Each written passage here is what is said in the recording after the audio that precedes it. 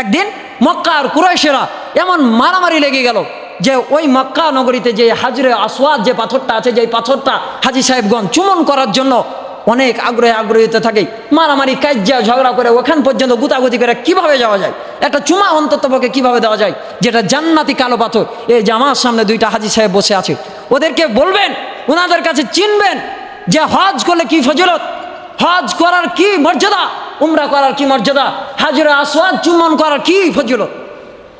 তারা পর্যন্ত গেছে ওই হাজরে আসওয়াদ কে স্থাপন করবে এই নিয়ে 4টা দলে বিভক্ত হলো। কয়টা দল বলেন, কয়টা দল? 4টা দল। মারামারি লেগে গেল, কেউ হাজরে আসওয়াদ কে স্থাপন করবে। তখন সবাই মিলে একটা সিদ্ধান্ত আসলো যে আর মারামারি করবো না, কালকে সকাল হওয়ার পর সূর্য ওঠার আগে এই কাবা গৃহে যে আসবে প্রথম, তার পরামর্শক্রমে আমরা এই কাবা ঘরে আমরা হজরে আসওয়াদ স্থাপন করব।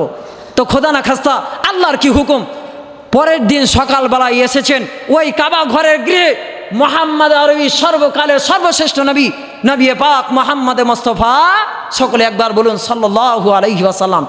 কেমন রসুলকে আল্লাহ তাআলা পাঠিয়েছেন, সব কাজের একজন মাস্টার হিসেবে, সব কাজের শিক্ষক হিসেবে, পরামর্শদাতা হিসেবে রসুল আকরাম সাল্লাল্লাহু আলাইহি ওয়াসাল্লামকে বললেন, এই তো আমাদের আলামিন, এর পরামর্শ নেওয়া যায়।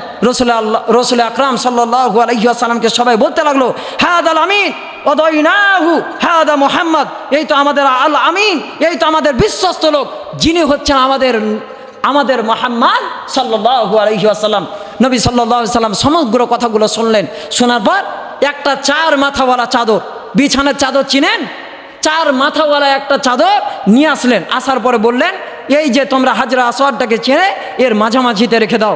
হাজরা আসওয়াদটাকে চাদরের মাঝখানে রেখে দিলেন এবং বললেন, উমুক গোত্র 1 কোণা ধরো, উমুক গোত্র 1 কোণা ধরো, উমুক গোত্র 1 কোণা ধরো, উমুক গোত্র 1 কোণা ধরো। 4 গোত্র 4 দিক ধরে নিয়ে গেলেন। আল্লাহ রসুল সাল্লাল্লাহু আলাইহি ওয়াসাল্লাম ওই জায়গাটাতে যখন নিয়ে যাওয়া হলো, হাজরা আসওয়াদটাকে নিজের হাতে নিয়ে কুদরতে হাত মোবারক স্থাপন করলেন। বলেন তো ঝগড়া আর লাগবে? বলেন ঝগড়া আর লাগবে? আর তো ঝগড়া লাগার মনে কিছু নাই। হাদিস অনুযায়ী, কোরআন অনুযায়ী যদি দেশটা পরিচালনা হয়, এই রকমই শান্তি শৃঙ্খলা মতন দেশ চলবে, শান্তি শৃঙ্খলা মতন দেশ চলবে। আর যদি তাসলিমা নাসরিনের মতন কেউ যদি কথা বলে, দেশে মারামারি আর কাটাকাটি আর ঝগড়া বিবাদ ছাড়া আর কিচ্ছু আসবে না।